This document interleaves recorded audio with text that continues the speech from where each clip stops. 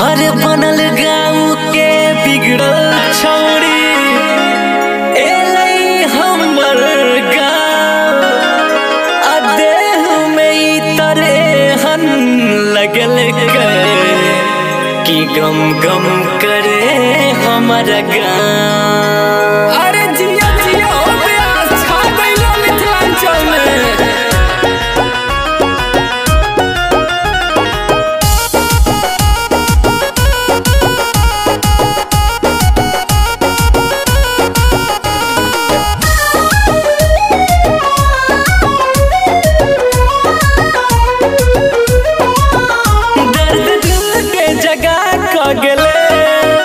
प्रेम रोग लगा क गेले एले भैया के सार हमरा दुआर दिल हमर चोरा क गेले।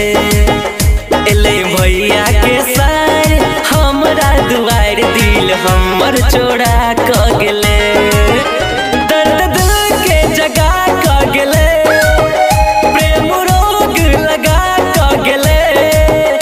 एले भैया के सार 4 दिन के लेल लेकिन गर्दा उड़ा क गेले। एले भैया के सार 4 दिन के लेल लेकिन गर्दा उड़ा क गेले। निसा सरे सरे निसा सरे सरे निसा सरे सरे सा धानी प मगर धानी प मगर धानी प मगर सा गर्दा तू गुड़िया गर्दा तू गुड़िया। लेकिन मैं क्या बताऊं अब साल दूसरा है।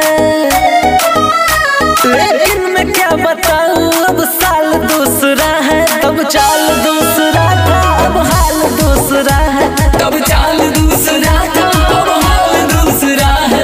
क्या करोगे तुम आखिर क्या करोगे तुम आखिर गम में अब मेरे आकर थोड़ी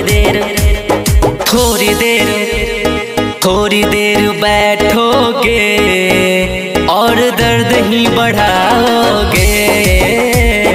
तुम तो ढेर परदेसी साथ क्या निभाओगे। तुम तो ठहर परदेसी साथ क्या निभाओगे। तुम तो ठहर परदेसी साथ क्या निभाओगे।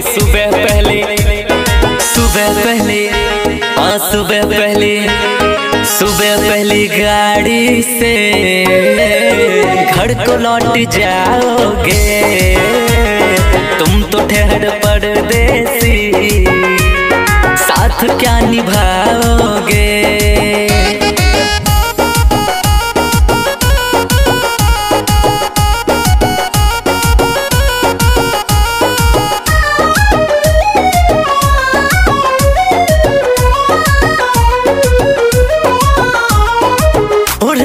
कोड़ के दांत सोचवावे आई लव यू कही का नजर झुकावे।